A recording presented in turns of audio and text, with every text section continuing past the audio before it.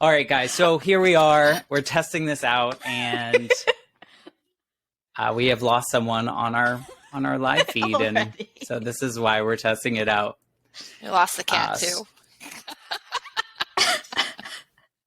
So I'm just going to go ahead and get started. Hopefully, we can get Marty back, and he'll be able to log into the recording. But this is the Life Shift podcast, and what we're trying to do here is a live stream of a bonus episode, which kind of stemmed from having conversations with a lot of the people that I've recorded with so far. So we're about 2 months into the release of the Life Shift podcast. And so 11 episodes have come out already. I've recorded 22 episodes, and I have like a handful more scheduled to go or pending scheduled to go. So there's a lot happening. But what I'm really enjoying is that after these conversations, people are coming back and asking me or telling me like reflections that they had as a guest on the show through their conversation, sharing their story. Or I'm getting messages from other people about how a certain story resonated with them, even though the actual situation was not exactly the same way. And so because of that, I was like, well, what if we try, which emphasis on the try here with the live stream, of a bonus episode with some of the people that have been guests on the show that wanted to share something. So tonight, I've come here with my friend Adrienne, my friend Christin, and my friend Marty, who decided to rejoin us. Yay, Marty's back. Welcome back, Marty. Different technology, but we're here. So we're here, and that's what's important. So we don't really have a strict format, and I hope you're okay with that. And side note, when you're listening to these episodes, we really went into these conversations without a strict outline. We really wanted to see where the conversations would go. And it's funny enough, sometimes the guest will be talking. So like Adrienne will be talking, and then turn your camera, Marty. Yeah, there you go. The guest will be talking, and I'll think of a question, and then they'll keep talking, and I'll forget that question. And part of it is great because I've been able to release that, right? And I've been able to go, clearly it wasn't as important as it needed to be at that time, and let me ask the next question that comes to mind. So I really appreciate that. So before we start really the conversation, I just want maybe Adrienne, you can go first and just kind of say hi, and then just remind us a little bit about what your story was about. Sure. Well, hello, I'm Adrienne. I believe I was episode 4, and my episode was the one about curing PTSD with psilocybin-bearing mushrooms.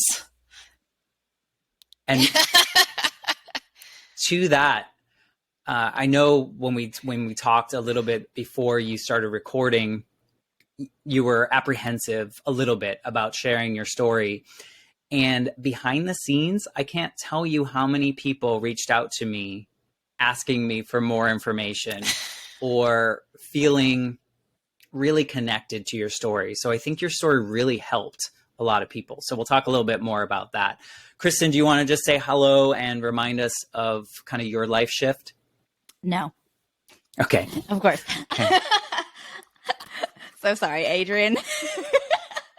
Yeah, so I'm Christin. I was episode 1, and my story was about how my then fiance and I had moved out to Louisiana planning one life shift, and instead a whole bunch of other life shifts happened in the terms of my entire family dying in about 18 months and us getting married and having a baby all within that time. And kind of the craziness that ensued after the fact and how we're much better for it now. Yeah, and really learn from it. And I know you laugh at this when you hear these episodes, but because Christin was one of the first that I recorded with, I often quoted things that she said because they were the first, like, most impactful things that I had heard. And so a lot of you will hear me talk about this radical acceptance that you talked about that really stuck with me, which is cool. You every time. I'm like, Matt, you're quoting me again. Yeah. But you know what? It was helpful for me to put words to how I feel about my own life shift or the life shifts that I've gone through and kind of the aftermath of them. So I think that's why it stuck with me, which was really cool. And then Marty, you want to say hello and share a little bit about your life shift? Sure. Well, hi, I was Marty, and I am Marty, and my episode was episode 8. You're still Marty. Still Marty, and just a few weeks ago, so a little bit more recent, maybe if you've listened to all of them. And so my life shift took place a long time ago, actually, when I was 13 years old, when I lost my mom. So my story was about that before, during, and after. And Matt, your episode had not yet come out, and so it was a little bit of a precursor or a totally different example of losing a parent at a young age that then you picked up later and told your story, which was similar, but as we learned, very different. So pass it back to you. Yeah, yours was so interesting to me. We've been friends for years now, and we both kind of connected in the fact that we had deceased mothers when we were younger. And I know we had conversations here and there, so I knew a little bit about the story. And I guess ignorance on my part, because my life shifts, if you haven't listened to my episode now, when I was 8, my mom died, and then I had to move to a new state, start a new school, move in with the parent that I didn't originally live with. All these things happened. And so when I was talking to Marty and he was telling his story about, his family life and the things that he did before his mother died, and then the things that he did after his mother died, part of me was like, wait, I thought our experiences were supposed to be the same. Yeah. And they were so wildly different. But what's interesting about your story, Marty, is that I really like it. It made you make sense more so to me now. I don't know if that sounds weird, but I think the person you are, it feels like it all makes sense now of the way you were raised and then how that happened and how you reacted to that. It made me understand you more. It was thank you. I agree. And you too. And I will say that one thing I learned listening to yours was that one might think that someone who has lost a parent at a young age has gone through the same experience. And I kind of wondered, especially listening back to my episode, how I came across or actually second guess some of my own behaviors. But your episode made me almost like a light bulb went off that yes, both of our moms died around the same time, but there's so many other circumstances that were different between us. And I think that goes for Adrienne and Christin and every other guest, that we might have been talking about one particular thing, but that's only one little lens in a bigger picture of other things that were happening in our lives. That certainly for you and me, Matt, were so wildly different and might help explain why we reacted so differently to a very similar circumstance. Yeah. Would you agree? Christin, your story was really losing your a grandparent, then a parent, then a grandparent, then a parent. And then meanwhile, getting married, having a child, living in the most rural of rural places in Louisiana. Mm-hmm. When you listened to Marty's episode or my episode, did you find similarities in either one of those for your story? So, when I'm going to say funny only because I can't think of a better word. Matt, you and I have known each other for like 15 years now, and I knew your story. I knew you when you were going to the Josh Groban concert with your grandma. I knew you when she passed. I hadn't heard your story about your mom. And then whenever we recorded your episode, I could not stop crying. And we heard that. Everyone heard it. Everyone saw it. It got to my core. And the same with hearing Marty's story and hearing Adrienne's story. And I even told you in your episode it's why this whole project is so meaningful, and I think so important for all of your listeners. Is I absolutely can connect with each and every one of you on your pain, the amount of just like suffering and turmoil, and then that human reaction to survive and create resilience, and that grit, that gumption of like, I am hurting and that is part of me, but that's not all of me. Like, yes, I tap into it so strong and so hard. And I feel like even now, even more so as a parent, because I have both sides of that. I have that child perspective and the parent perspective. I get so much out of hearing every single person's story, and I have to listen to the podcast without my kids, because otherwise Oliver's like, "Mommy, why are you crying? Are you okay?" I'm like, "I'm fine, baby. It's just so moving." He's like, "Okay, I'm gonna go watch Paw Patrol now." Right. I'm like, "It's okay. Mom is fine." I have something to add to that, but I don't want to. I'll let Adrienne go. Go for it. If you had something to say, Adrienne.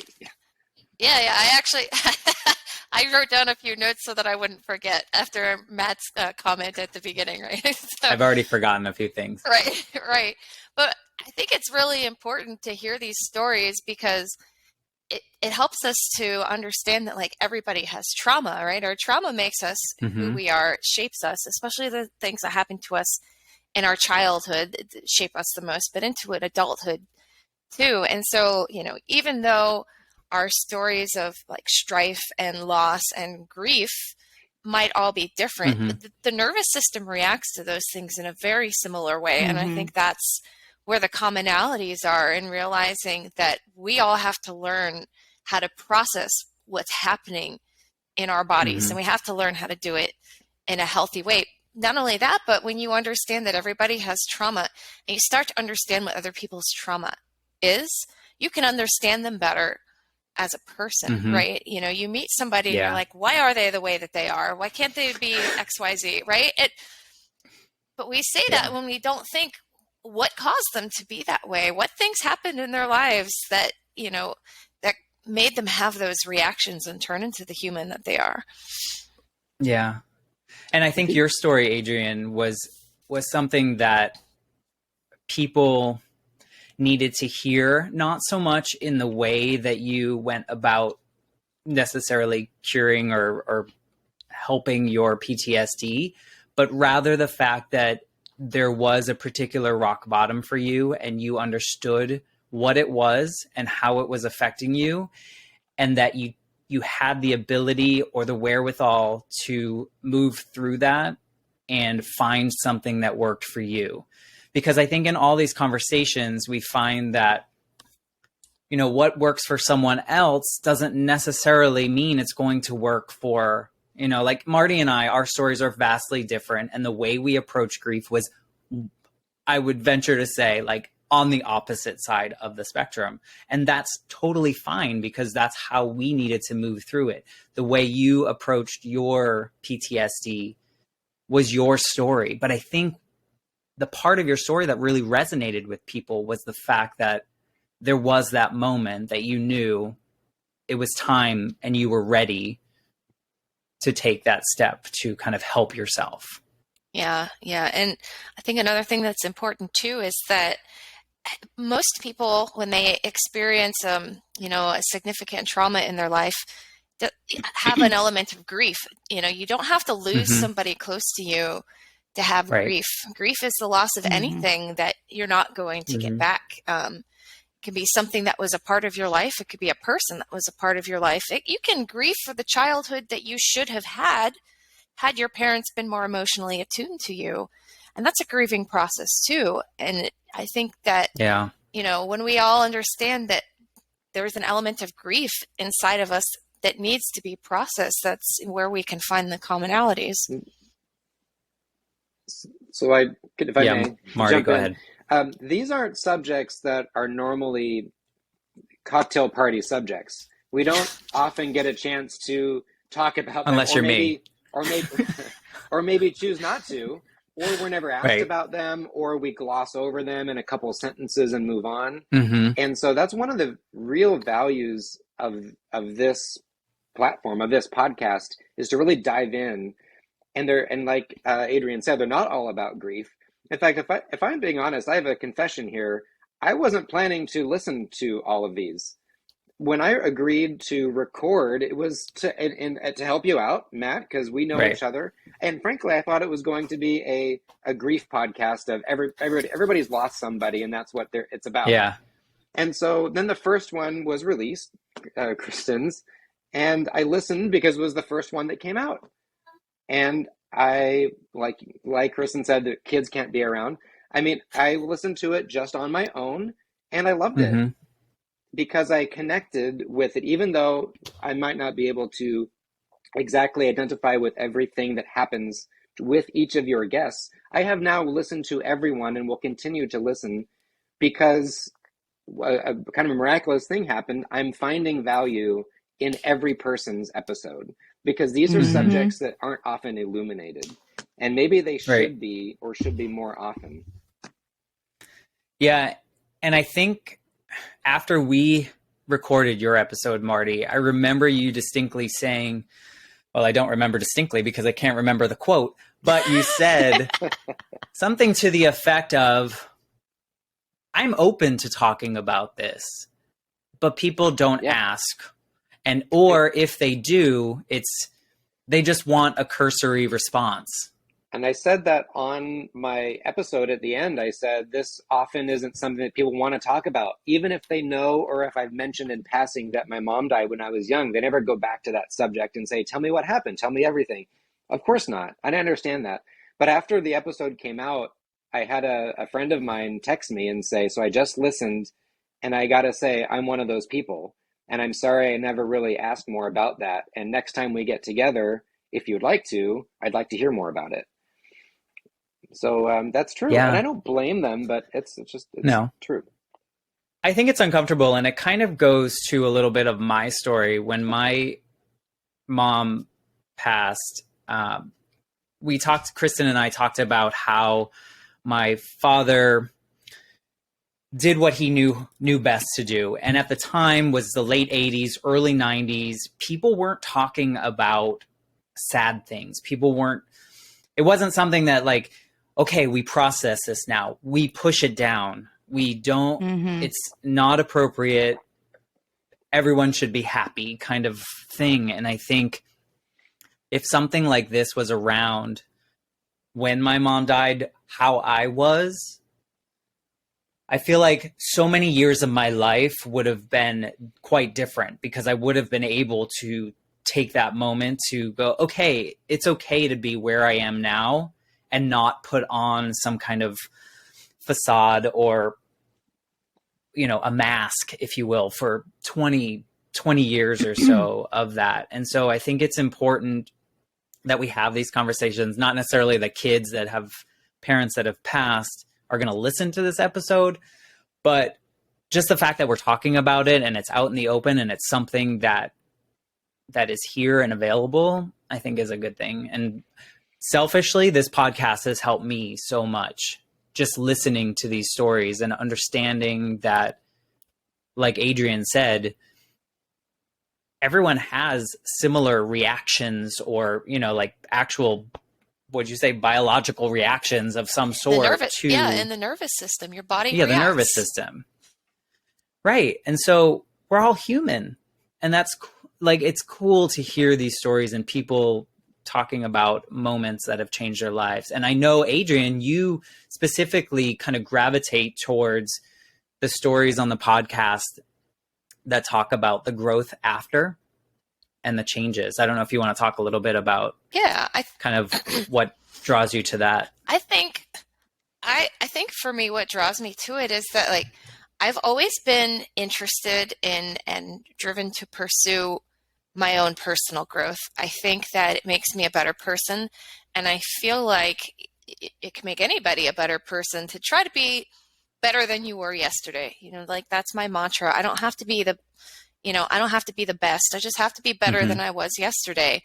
And so, pursuing this growth and this improvement of myself, I think I like to see that in other people, because I know that when we're all striving to be a little better than we were yesterday, that it makes us better as a community. Right. And so it makes me happy to see that people are improving themselves. And I think that's why I gravitate toward it, because like it gives me these like warm, tingly feelings inside, you know?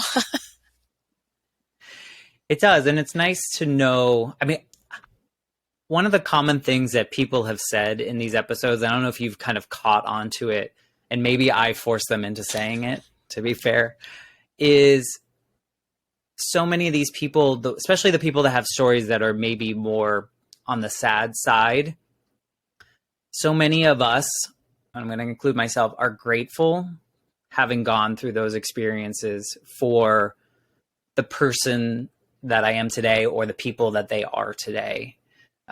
Because those challenges create new versions of us, right? And different trajectories of kind of the people that we would be. I know for a fact that if my mom had not died, I would not be anyone near who I am right now, just based on what my life was like beforehand to what my life was the day after. Have you thought, Matt, how you would be different? Ooh. Yes. I mean, part of it, I would not be as driven in school for sure, because before my mom died, I didn't care about those things. Like I was probably smart enough. I was reading at a higher level and those kind of things. I didn't care about grades. I didn't approach things in that way. It was just kind of get through things. And I know that my mom didn't really care. I mean, she wanted me to do well, obviously, but she didn't care about anything. But what happened is when my mom died, I put that pressure on myself to be perfect in whatever capacity there was. Because in my 8-year-old brain that ruled me until I was like 30, I thought, if I screw up, I'm going to be left alone. Someone else is going to leave me. So I have to prove my worth. And I also have to prove that I'm going to be okay to everyone. Not that anyone put that pressure on me, but that's what that 8-year-old felt like, is like abandonment is, I'm on the precipice of abandonment. And so I have to be perfect. So I think my life would be wildly different. That's trauma. I don't know what. That's a trauma response that a lot of people have, you know, striving for perfectionism, because we're afraid that for some reason people won't like us, because the traumas that we experienced in our childhood hurt our self-esteem. I mean, I was in that same place too. Like, you know, I was a perfectionist for a long time, and it was slowly destroying me. Right.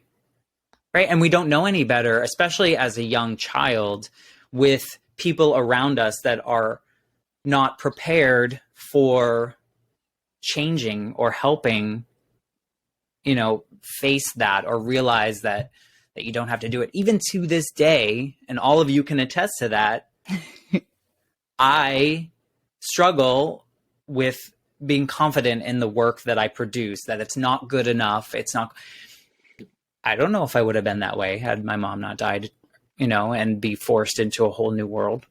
So Marty, I don't know who I would be, but I don't think I would be, I don't think it's a bad thing. I think I've done well for myself, and I think I've created a person in myself that I'm proud of. Yeah, I was just going to say it's better on this side than the other side.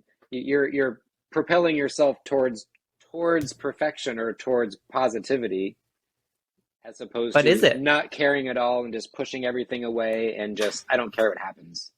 Yeah. I mean, I was 8, so I don't know, you know, like it's that sliding doors movie, right? Like it would be so interesting if we could see that multiverse of the different versions of us had we chosen or had circumstances not happened the way that. But is it really?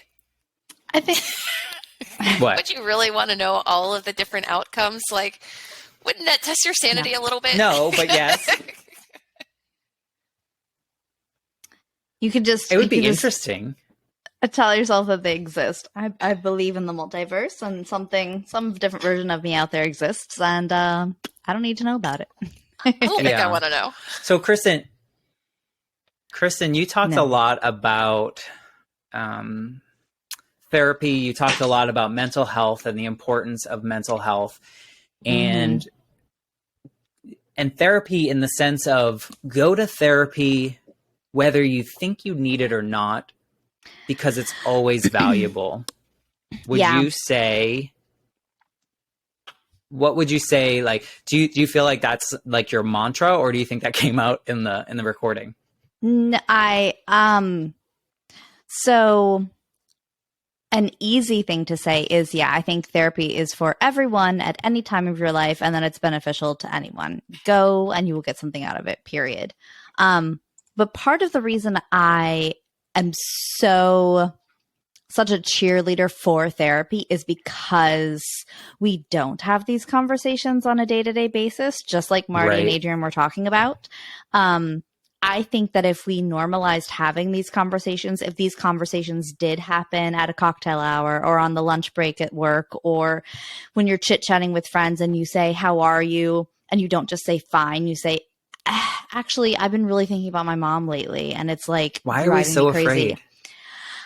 Because we don't want to make people uncomfortable. We don't want to make people uncomfortable.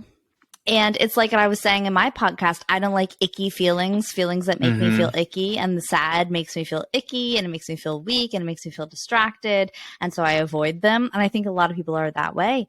But you don't, because you're listening to these podcast episodes, and I've gotten better at it.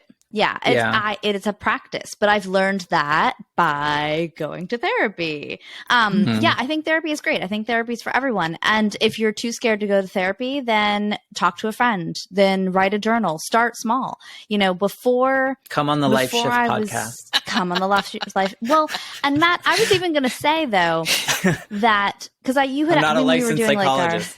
No, God, no, but no, but before, when we were kind of like warming up and figuring out if my computer was going to die before we started recording, you had asked, I forget what you asked, but you had asked something.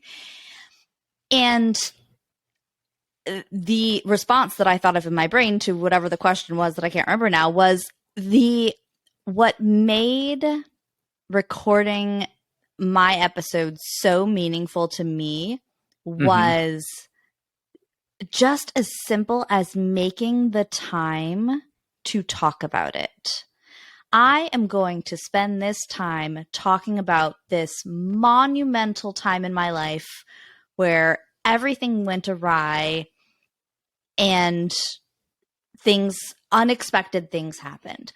Just having that time. And for me, that's what therapy is about. It's about making the time.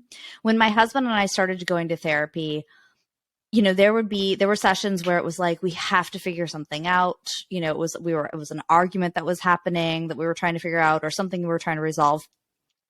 But then it started becoming just that we were dedicating that time to each other. It was as beneficial as a date night. Yeah, it was saying we are dedicating this time to each other, to our marriage, to our relationship. And that is what's so beneficial about doing this with you, is just saying, I'm going to dedicate this hour where I'm just going to talk about this thing and really kind of dig into it and analyze my own feelings and talk about what I learned from it and talk about what was hard about it. And then being able to go back and listen to it and being like, oh man, I went through some shit and I learned some stuff. Like, you feel proud of yourself. Whenever you repeat it back, whenever you hear it in your own head, it's one thing, but whenever you actually listen back to it, it's so much more meaningful. Maybe that's just me. Yeah. But I wholeheartedly believe in therapy, believe in do this podcast and talk about the scary, weird, crappy stuff with your friends. The icky stuff. Talk about the icky things, yeah. Talk about the icky things. Go ahead, Marty. Matt, you've said, I don't remember in what format, over the last couple of weeks, or maybe this week since your episode came out, which was something that I experienced having recorded one as well, which is you've shared bits and pieces many different times, but saying it all in the scope of an hour almost makes you like a third-party observer. Whether or not it's right after you record it or listening back to it, you're listening to it like, oh, that's me. And you have a different perspective from just living your life day to day, having dedicated that time to telling the story beginning to end, and then thinking about that subject. And I'll just give you some credit, Matt, here publicly, in that your active listening skills and your follow-up questions, the reflection of after the here's what happened, is excellent. Not just for it's excellent to hear as a third-party listener to other stories, but when you're in it, yeah, it's especially good for the person who's never thought about it that way. And, you know, a couple of things that you asked me, and I think the same thing when you're doing that. You're definitely taking any outline that might exist and throwing it out the window. Got rid of them. And just listening carefully and asking appropriate and meaningful follow-up questions. And that's what's kept me as a listener as opposed to just a participant one time. I've noticed that as well. And Matt is also very good at mirroring too. So when somebody says, you know, what they're feeling or what they went through, he repeats it back to them in a summarized version to make sure that they know that he understands what they've said. I try, you know, honestly, you're that doing was a great job. Yeah. You're doing a great job. Again, selfishly, I appreciate these conversations because it allows me to practice active listening and being confident enough to throw away a question that was there at one point and letting it go and carrying the conversation wherever my guest kind of wants to take it. And if it's going off the rails, then I can bring it back because I know the direction they originally wanted to go. So if anyone listening, if anyone's here live, I know we have a few people watching live, which is super cool. Just so you know, I just get maybe like a sentence or two of what someone's story is as a guest, because I don't want to know too much, which I guess is against kind of podcasting rules. You should really do your research and whatnot.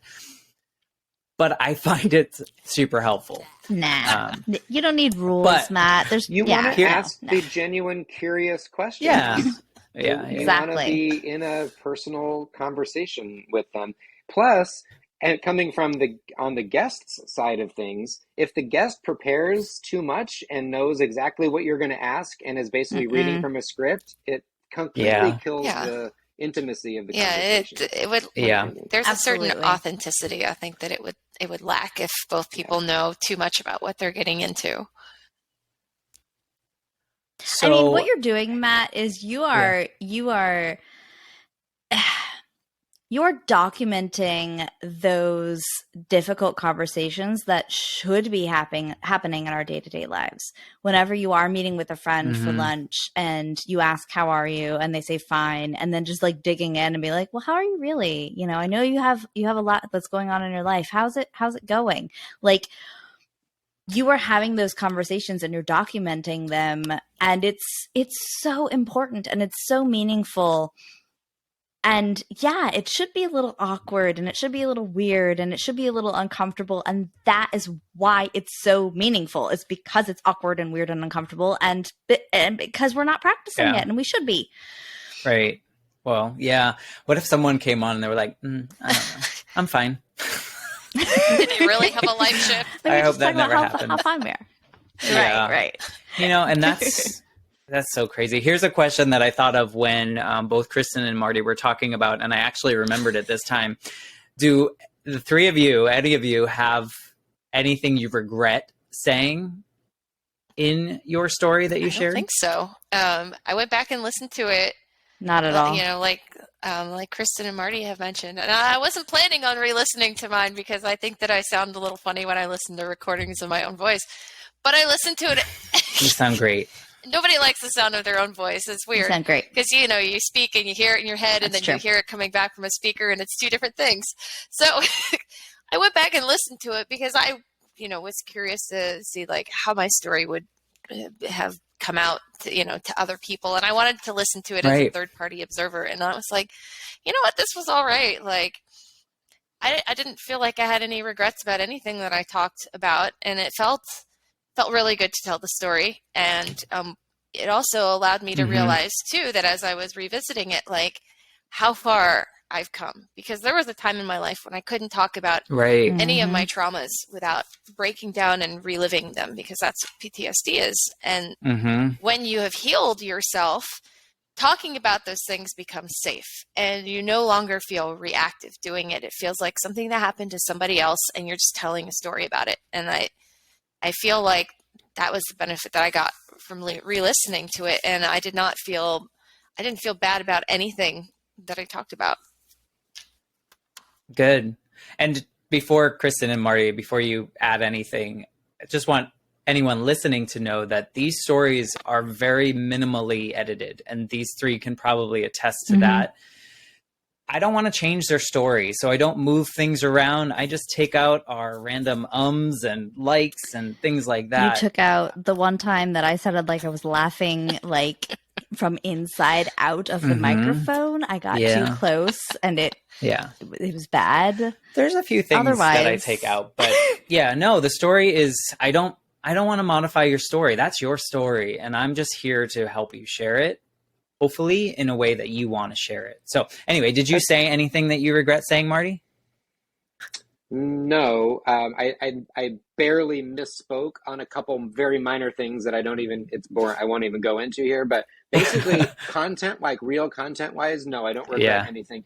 I will say that before I recorded with you, I didn't know for sure if I was going to share it into my own circle, my friends and family especially. And I didn't want to make that decision until after I listened to it back, which was actually like 5 or 6 weeks later.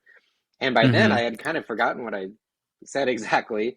And so listening to it back actually was beneficial, because I got to listen to it separately and just listen in and I was putting myself in the shoes. What if I knew myself? What would my reaction be? And I didn't, after listening back, maybe this is a testament to, again, what I said earlier about your active listening skills or pulling out exactly some good reflection. I knew I immediately wanted to share it, because a part of me maybe was like holding on to this sensitive subject and like a pearl, and not immediately wanting to blast it out everywhere. And I was proud of how it came out, actually, how the episode went, and in thanks to you. And then I'm glad that I shared it, because I shared it on my own social media, and not knowing exactly who. Sometimes we forget who all is out there on our social media. And I heard back from some unusual places that listened to it and got something from it. So that meant a lot to me. Yeah, and you know what? It helps a lot, obviously, just on the side of someone putting a podcast out there when there are 2 bazillion podcasts out there. If anyone can share this, anyone listening, even if you're not a guest, to share the episode and get more ears on it, I would super appreciate it. My original goal was really that the right episode found the ears that needed to hear it at the time. And I think we've accomplished that in at least the first 11. So I think with each episode that comes out, that person, first, they're telling a different story. I'm really happy with how different everybody's stories are, but we can yet all find a piece that we can identify with. But more than that, each, like I said, I shared it on my social media when my selfish episode came out. But that means that anybody who happens to know Marty might have had a PTSD situation, or might have had multiple family members die at this time. They might look back at the episodes and go, I want to listen to that one. I want to listen to that one. Yeah. And every week that goes on, Matt, you'll find more people will discover the catalog, if you will. And it will continue. It's the gift that keeps on giving. Yeah. One of the things that Marty just said, I think, that resonated with me was the idea of sharing the episodes after they were recorded, right? Because recording the episode is an act of vulnerability, and then sharing it with your friends, all of them on your social media, is a huge act of vulnerability, because not all of those people know about the traumas that you've gone through, and so it's like, here I am putting myself out there, and it's like, do I share it with them? Do I, for me, there was like we talked about, Matt, some of my hesitation was like, are people going to judge me because of how I chose to deal with my trauma? And then at some point I was just like, you know what, screw it. I'm going to put it out there. This is part of who I am. If people don't accept that this is part of my life, then maybe they're not part of my tribe. And so I put it out there, and I got some surprising responses back from friends that I was not expecting. Like, I really didn't think that people would listen to it, and some of them actually did. Yeah.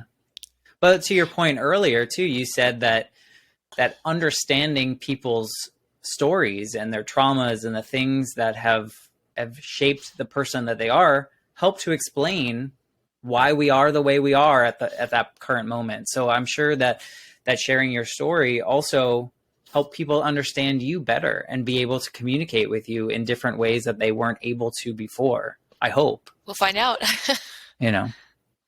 We'll find out. How about you, Christin? Go ahead, Marty. Sorry. Marty, go ahead. You go ahead. Oh, I was just going to follow up and ask Adrienne and Christin if you had any surprising or unusual reactions afterwards. Nobody unfriended me when they found out that I had used a substance that was technically not legal in all 50 states.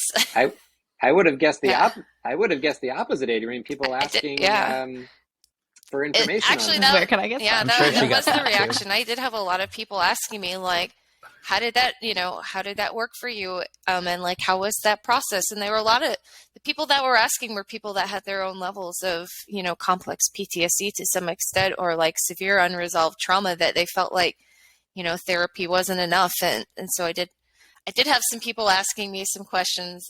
And so that was, I had more interest than I thought I would get out of it. So that was a surprise to me. Well, and your story was so interesting, Adrienne, because it was like the universe was like, here's your platter. Like it unfolded and here it is again. To you. Here's your second platter. Mm-hmm. It was so fascinating. It really was. It was to listen to. This overwhelming desire to seek the answer just showed up. And then everything just came into my path. Like, first it came into my awareness, and then the gift was delivered to me on a silver platter twice. I was like, I guess I'm made of magic. This is the way my life works now. But here's the thing that might be helpful for people listening is that had you not been ready, that could have been presented to you, and you may have turned it down, right? And so it's the act of understanding where your self-awareness and where you are at that moment and whether or not that's right for you at that moment. So I think it's cool. All right, Christin, we put you off long enough. Go ahead. I have and no then I'll idea tell what you what I'm I regret talking saying. What do you regret saying? Anything? No, nothing. No, but Marty said something about like listening back to it and like noticing inconsistencies. And it just reminded me of when I was listening back to my episode, I also noticed inconsistencies, and it highlighted to me how traumatic that time really was, that when I was in the middle of telling the story, I got like who died first wrong. Like, I think I said my grandfather died first, then my mom. No, my mom died first. My grandfather actually died the Friday before our Sunday wedding. So my grandpa died. A whole bunch of people came into town for his funeral, and then we were having a wedding that we had not invited a bunch of family to. It was like a very small wedding, so they were all in town for the funeral, and they're like, "And you're getting married tomorrow," and we're like, and you're still not invited. So it was, for me, it was like, and you're still I know we're terrible people. Hey, it's fine. Weddings are expensive and stressful, and so like listening back to it, I was like, man, it was so traumatic that even when I really retell the story now, I still don't remember the details accurately, so that was eye-opening for me. I don't regret a single thing I said, even getting things wrong, because that's what trauma does. Right. And in terms of like reactions, I mean, I have been very open about our therapy journey and that therapy is for everyone. So I I think the podcast coming out no one reached out specifically for my episode, but I have had a few people reach out and ask me for like therapist recommendations, or, saying like, hey, I think my husband and I are ready to start seeing a marriage counselor. How would we even go about doing that? There's so much like, just especially where we are, this shroud, this secrecy about what it is to find a therapist, find a counselor, and there's Must so mean much something's shame. wrong. Yeah, there's so much shame and judgment around it. And it makes me feel so bad because I'm like, why we need to talk about it to everyone all the time. I want a therapy flag. Like I want a rainbow flag and a trans colors flag and a therapy flag. We need a color. I don't know what color it's going to be. I'm going to design it. There might be sparkly stars. I don't know what it is, but I'm going to fly it from all my cars. Right. Yeah. I don't even know where I'm going with that, but you open the door for people that were like, I don't know what to do. Maybe I'll ask someone that had some success doing it or feels confident in it. And part of your episode, you talked about or we both talked about how when you start therapy, it's going to take a little bit to find the right fit, right? You're not every therapist is not the same. It took me like 5-6 people until I found the one that actually kicked me into gear. Well, it's finding the right therapist, but it's also when you start therapy, you don't know what it is you need to talk about. Like you go in with an idea of what you think your shit is. That's not it. That's just what you think it is. For sure. Once you get into it, then you figure out what it is. And then you're like, oh God, this goes so much deeper than I thought it was. So there's a settling in phase, you gotta dig, and that's scary, that it just is, but that's okay. Yeah. When I did therapy, I think what initially helped me finally get over, I say get over, but finally grieve my mom for that final piece was my therapist that I finally found. She was the opposite of me in every way. And she helped me realize that my entire life after my mom died, the decisions that I was making were coming from the 8-year-old version of me. That in that protective, like, I don't want to be abandoned again in the capacity. And so even as a 30-year-old, all the decisions I was making were that 8-year-old version of Matt or Matthew at the time. Right. And so that it took, 6 people to get to that, like you just said, Christin, that buried deep concept that I just hadn't understood. So for me, I do regret this. And I just talked about it with Marty on a text, I think, because he brought it up. And I don't know if it was a trigger for him or if it was just me being terrible. But on my episode, I referred back to Marty's episode where we talked about, because like I said, when I first started, is that we both have what seemingly were the same thing, right? Like we both lost our mom as young children. And in my conversation with Christin, in my episode, I say something to the effect, and it didn't come out right, and I apologize, Marty, but I said, and Marty, the only thing that happened to Marty was that his mom died. And then I was like, I didn't mean it like that, but I also regret saying it in that way. And we've had this conversation via text that we kind of figured it out, but there's no need to apologize. But also in my episode, you said to me, it's almost like a luxury, but you caught it right away. You said, I don't mean it was a luxury. I just, you know what I mean? But all kidding aside, that was a super important distinction to be made. And by the way, I take no offense to that. Really important distinction to make is that when I lost my mom, I stayed in my same school, in my same home with my same dad and my same friends. And so the only thing that changed was continuing on without my mom. And by the way, I said this in my episode, there is a difference between 13 years old when that happened to me and 8 years old when it happened to you. And everything else changed in your life, moving states. And I had and have so many follow-up questions about that. If your dad hadn't moved, 6 months Yeah. before, what would have happened, and Right. then how did he adjust to you moving all of a sudden in with him? Like so much, not just in your 8-year-old head, but everyone around you, so much changed for you. So I don't blame you for having that, that thought listening to my story, but actually what you said helped me too, because I was a little hard on myself after we recorded my episode with, gosh, it seemed like I didn't really grieve properly, or I wasn't acting as I think I should have now looking back as a 40-year-old man.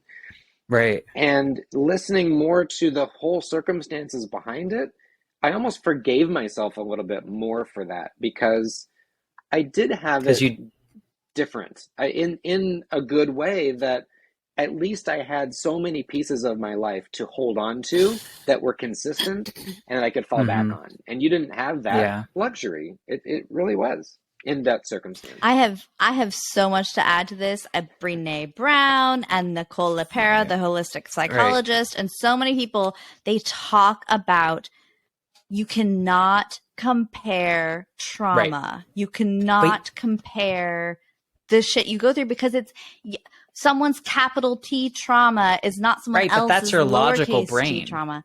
Yeah. Your logical brain, you tell that you can't compare them. But when you live the life of a 13-year-old losing his mom, or an 8-year-old, you think that that's just how everyone went. And so I kept those parts in both episodes on purpose, because I want these conversations to be authentic.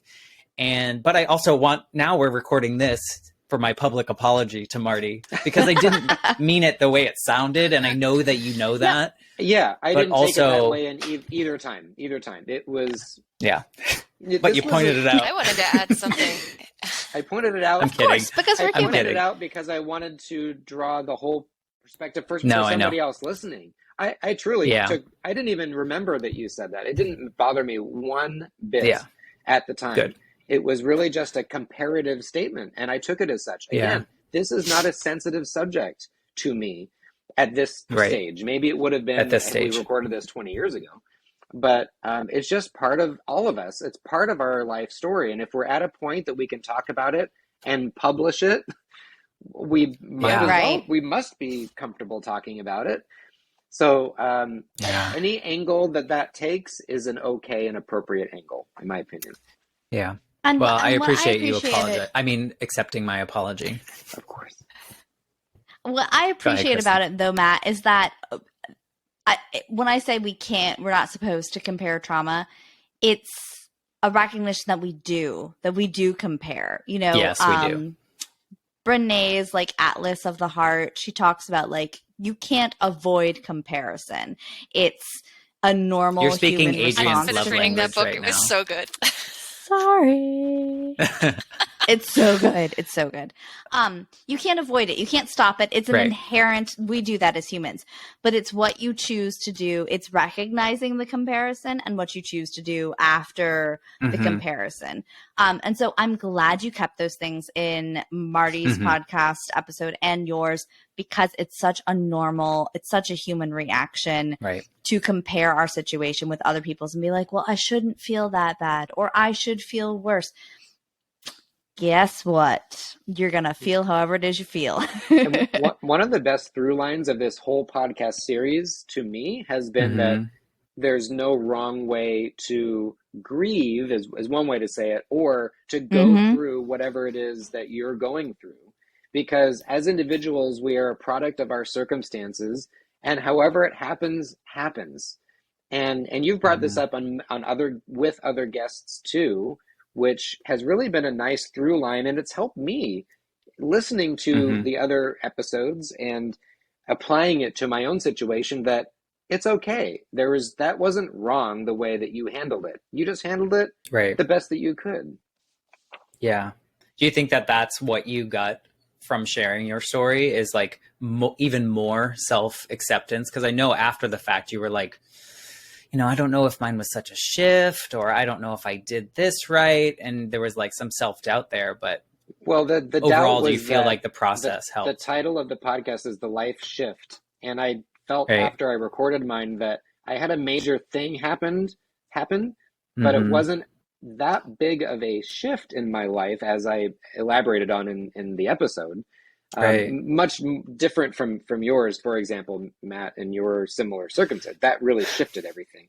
But I will say that the other thing that I got out of it was friends and family that have listened have messaged me and saying, I feel like I know you better. And that's really been a win for me. I had one of my closest friends from that era, when I was in middle school, whom I'm Facebook friends with, but I'm not close with, lives across the country, reached out to me, and that sparked a new conversation and a new renewal of that friendship. So I'm thankful for that. Awesome. I see Adrienne might have extra notes. Did you add anything to your list that you wanted to share? Christin was talking about the trauma comparison. And I think one of the things that's important to mention is the concept of meta feelings and metacognition, right? And so that when you're an aware person and you start to become aware of your thoughts and feelings, and then you have thoughts and feelings about your thoughts and feelings, that can sometimes make it worse, right? And so that's one of the reasons why it's important to accept that all feelings are valid and to be wary of comparison, because it's not just the feelings and the thoughts that will get us, it's the way that we judge ourselves for having those thoughts and feelings. Yes. Yep. Yeah, I need cheerleader pom-poms. But also, what Adrienne just said, really, here we go, quoting Christin again, which she stole it from someone, I'm sure. I did. The radical acceptance. I just don't remember who. Right. And I think it's a common through line, as Marty was talking about, is that everyone needs to be okay with wherever they are at whatever moment in time, and be okay with that, and not feel like I need to compare it to how someone else is right now, or if today just sucks, then today just sucks. And you just lean into it, do whatever you need to do, and then carry on. Or at least that's what I've learned along the way, is that it's totally okay to not be okay. And I think society tells us, go ahead. Go ahead. I was going to say, can I give you a tiny little example of something that happened today that I almost lost my mind about? Yeah, tell us. So our 5-year-old he's got the CDC recommended booster shots for COVID, and we had our kids in a trial. We are super pro vaccine people, so we took him to get his booster shot today, and we talked to him about it beforehand, and he was such a trooper. And it was we had to go to a different person, not his pediatrician, to get his COVID booster. And he was brave all up until the second that they were about to give him a shot. Then he had a total flip out, and his daddy had to hold him and hold his arm, and they gave him a shot. And then he cried.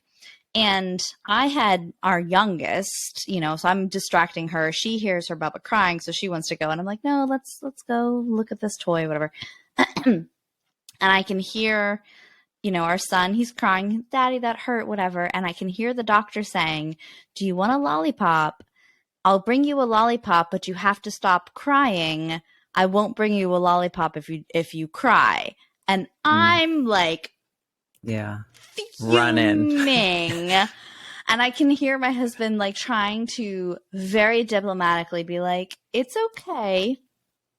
He can feel his feelings. Go ahead and bring him the lollipop. Yeah, that's great. And the doctor goes back and gets the lollipop and brings it back. And then still he's like, is he crying? If he's crying, he doesn't get the lollipop. And I was like, you're going to give him the lollipop. Give him the lollipop. I'm like, I think that's a case for, that's a case for kind of how society is. It's knock down these feelings. And exactly. I was going to say this. Yeah. And I was going to say this earlier, and it's to that point, is I have to phrase this so I don't regret saying this now too, but I like having people like you, Marty, and a couple other of the men that I've had on the podcast sharing hard, potentially sad or devastating things, because society shows that men aren't supposed to, right? Be sad or have these emotions or go through struggles or whatever it may be. Or that it's so part of me is like in some way. You know, the ironic thing about that, Matt, is that my dad, who sometimes men get their mirror from their fathers if they grew up with one, my dad was the one to say, it's okay to cry. And he was not that stereotypical macho role model in that way. Role model in many other ways, but not in that way.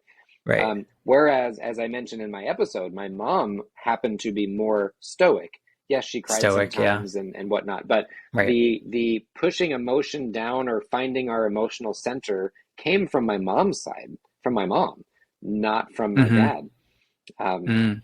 So he wasn't the one after she passed to like help me or model the behavior of pushing anything down. Not at all. I don't know how it was for you, Matt, with living with your dad right after that. But I just feel like throughout my life, through my grief process, once I got far enough, I became a sharer. And you guys all know this. I share a lot and I try to be as open as possible because I know I didn't have those models as a boy growing up, right?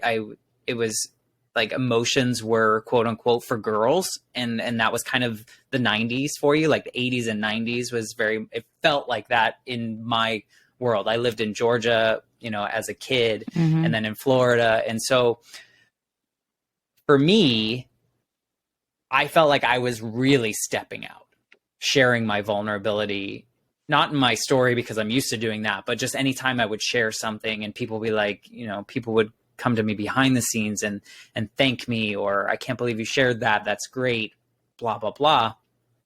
So that's kind of where I was going with it, as I just feel like there are many more females reaching out to me asking, or talking about this podcast than there are men. And I appreciate that I'm able to have a handful of men on the podcast to also share vulnerability in their stories. That's one of the things that I noticed too, that there were a lot great. of, I guess, skewed heavy on women. And I wondered if that was just because, women are more comfortable talking about feelings, from a like societal or a cultural perspective, or, if they had like volunteered, or did you reach out to them? I mean, like, how did you come across the people that you started interviewing? Yeah.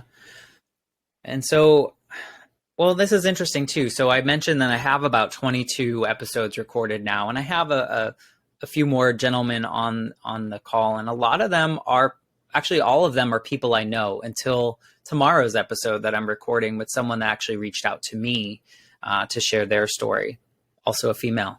So I'm trying to not reach out and beg or ask people to be on the show. What I really want to happen is I want people to be kind of just like therapy in a way. Like, you have to be ready to do it. I want someone to be ready to share their story in the most authentic way that they can, because at the end of the day, I hope that recording, and you guys have kind of alluded to this, that by recording it, it helps the person, the guest, right, in a way of sharing their story, but also allows other people to feel connected to a community, to people that feel the same way.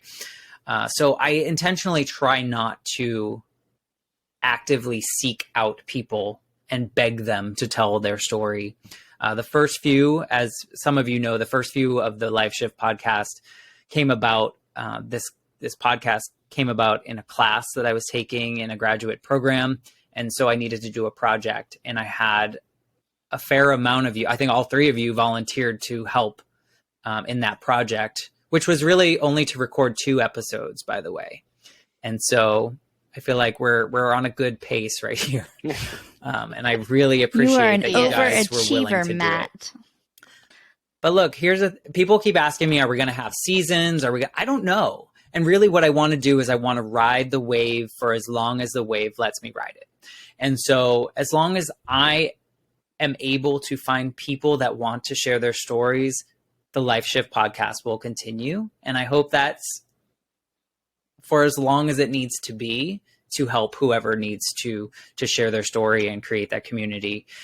And so I think this is a good place to kind of call it for all the people that might still be listening live, which is super awesome. And I appreciate you guys. And I can kind of see the live chat. Nobody's really chatting because I put a note in there that I might not be able to see it. But we tested it out. We got it launched after it worked 6 minutes or so. And so what I'd like to do, I think it was successful. Do you guys feel like this was a good conversation? I thought it was Absolutely. great. Don't say no. We're live.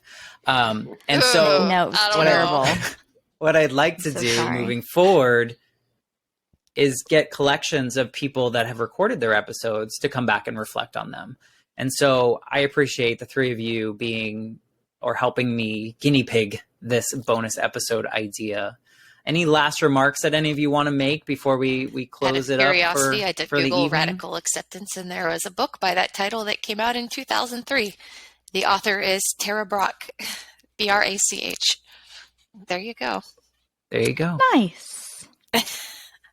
Nice work. Little on-air research. On the fly deep dive. Good job. Yeah. Any last comments that you guys want to add? Keep up the good work. You are doing good work. So keep it up. Thank you. Mm-hmm. Cool. Call your therapist or call a friend. That's all I have to say. Find a therapist, call a friend. Anything from you, Adrienne? Listen to your, any learn wise to words? listen to that inner voice, because, it's really difficult to differentiate sometimes like the trauma voice from the inner voice, and to learn how to trust yourself. And a big part of healing is learning to trust your intuition and learning to trust that you have everything you need inside of you to make the right decisions and to heal yourself. So. Right. Yeah. No, I think it's great. I thank you. If you are listening to this episode, if you could subscribe and review and rate the podcast, clearly that helps get exposure. Thank you for listening, and thank you guys for being a part of this. I appreciate you all so much. Bye. Bye.